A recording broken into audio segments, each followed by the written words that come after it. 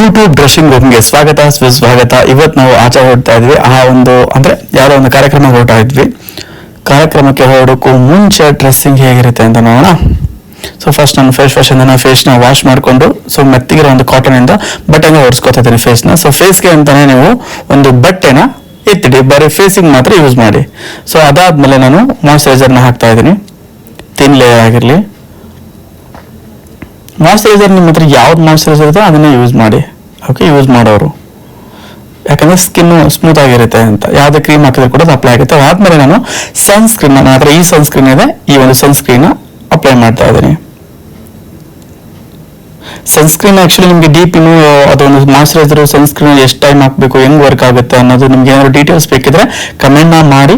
ಆ ಒಂದು ಯಾವ್ದು ಹೆಚ್ಚು ಕಮೆಂಟ್ ಬರುತ್ತೆ ನಾನು ಅದ್ರ ಮೇಲೆ ವಿಡಿಯೋ ಮಾಡ್ತಾ ಹೋಗ್ತೀನಿ. Fine, okay.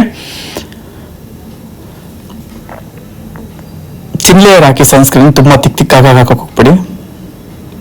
ಓಕೆ, ನೆಕ್ಸ್ಟ್ ನಾನು ನನ್ನ ಬಾಡಿಗೆ ಮಾತ್ರ ಸನ್ಸ್ಕ್ರೀನ್ ಬೇರೆ ತಗೊಂಡಿದ್ದೆ, ಫೇಸ್ಗೆ ಬೇರೆ ತಗೊಂಡಿದ್ದೆ ಸನ್ಸ್ಕ್ರೀನ್. ನಾನು ಫೇಸ್ಗೆ ಅಂತಾನೆ ತಗೊಂಡಿದ್ದೆ, ಬಟ್ ಅದು ಅಷ್ಟು ಚೆನ್ನಾಗಿಲ್ಲ ಅಂತ ಬಾಡಿಗೆ ಹಾಕ್ತಿದ್ದೀನಿ. ಇವಾಗ ಹೇರ್ ಜೆಲ್ ಕೂಡ ಹಾಕ್ತಾ ಇದ್ದೀನಿ. ನನ್ನ ಮಾತ್ರ ಈ ಒಂದು ಹೇರ್ ಜೆಲ್ ಇದೆ.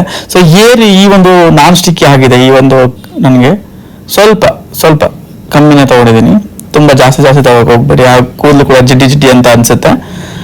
ಆ ಥರ ನೀವು ಇದು ಮಾಡ್ಕೊಂಡು ರಬ್ ಮಾಡಿಕೊಂಡು ಈ ಹೇರ್ ಎಲ್ಲಿ ನೀಟಾಗಿ ಕುರ್ಕೋಬೇಕು ಅಲ್ಲಿ ಅದನ್ನ ಯೂಸ್ ಮಾಡಿ. ನಾನ್ ಸ್ಟಿಕ್ಕಿ ಆಗಿರುತ್ತೆ, ಸ್ಮೆಲ್ ಕೂಡ ತುಂಬಾ ಚೆನ್ನಾಗಿದೆ ಅದ್ರದ್ದು, ನನಗೆ ಇಷ್ಟ ಆಯ್ತು ಪರ್ಸ್ನಲಿ.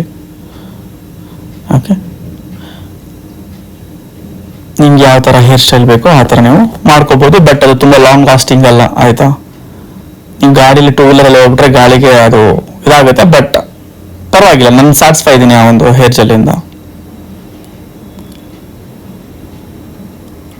ಒಂಥರ ಬೇರೆ ಆದ ಸ್ಟೈಲಲ್ಲಿ ಹೇರ್ ಸ್ಟೈಲ್ ಮಾಡೋಣ ಅಂತ ಸ್ವಲ್ಪ ಹೇರ್ ಸ್ಟೈಲ್ಗೆ ನಾನು ತುಂಬ ಟೈಮ್ ಕೊಡ್ತೀನಿ, ಬೇರೆ ಎಲ್ಲದಕ್ಕಿಂತ ತುಂಬ ಟೈಮ್ ತಗೊಳುತ್ತೆ ಹೇರ್ ಸ್ಟೈಲ್ಗೆ.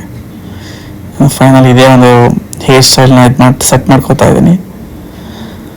ಓಕೆ, ನೆಕ್ಸ್ಟ್ ನಾನು ಒಂದು ಹೇರ್ ಡ್ರೈಯರಿಂದ ಹೇರ್ನ ಸೆಟ್ ಮಾಡ್ಕೊಳ್ಳೋಣ ಅಂತ. ಕೋಮ್ ಬೇಕಿದ್ರೆ ಯೂಸ್ ಮಾಡ್ಕೋಬಹುದು ಜೊತೆಗೆ.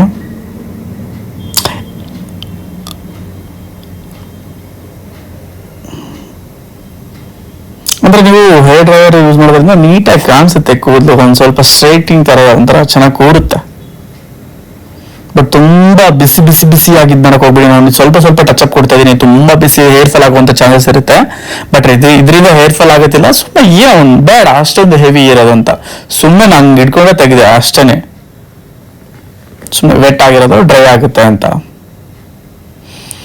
ಫೈನಲ್ ಆಗಿ ನಾನು ಈ ಒಂದು ಹೇರ್ ಸ್ಟೈಲ್ನ ಮಾಡ್ಕೊಂಡಿದ್ದೀನಿ. ಅದು ಆಕ್ಚುಲಿ ಕ್ಯಾಮ್ರಾಗ ಒಂಥರ ಕಾಣಿಸ್ತಾ ಇದೆ.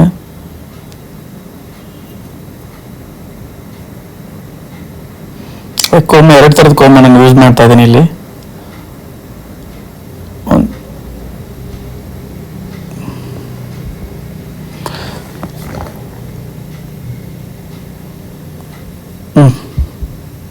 ಈ ಒಂದು ಹೇರ್ ಸ್ಟೈಲ್ ನೋಡಿ, ಫೈನ್, ಏನೋ ಒಂಥರ ಡಿಫ್ರೆಂಟ್ ಆಗಿರ್ಲಿ ಅಂತ, ಯೂನಿಕ್ ಆಗಿರ್ಲಿ ಅಂತ ಇದು ಮಾಡ್ತಾ ಇರೋದು.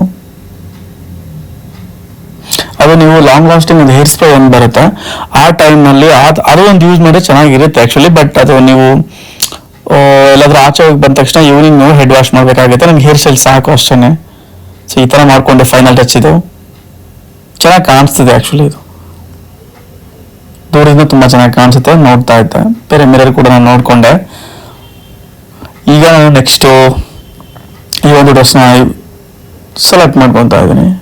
ಆ್ಯಕ್ಚುಲಿ ಒಂದು ಮುಹೂರ್ತಕ್ಕೆ ಹೋಗಿದ್ದೆ ಈ ಒಂದು ಕಾಸ್ಟ್ಯೂಮ್ನ ಹಾಕೊಂಡು. ನಮ್ಗಿದು ಚೆನ್ನಾಗಿ ಅನಿಸ್ತು, ಬ್ಲೂದು ಒಂಥರ ಚೆನ್ನಾಗಿರುತ್ತೆ, ರಿಚ್ ಲುಕ್ ಕೊಡುತ್ತೆ ಅಂತ ಈ ಒಂದು ಜಾಕೆಟ್ ಅದು ಆ್ಯಕ್ಚುಲಿ ಜಾಕೆಟ್ನ ಇದು ಮಾಡ್ತಾ ಇದ್ದೀನಿ. ಸಮ್ಮರಲ್ಲಿ ಸ್ವಲ್ಪ ಸೆಕೆ ಹೊಡೆಯುತ್ತೆ, ನೀವು ವಿಂಟರಲ್ಲಿ ಚೆನ್ನಾಗಿರುತ್ತೆ ಒಂದು ಜಾಕೆಟ್ಸ್ಗಳನ್ನ ಇದು ಮಾಡೋಕ್ಕೆ.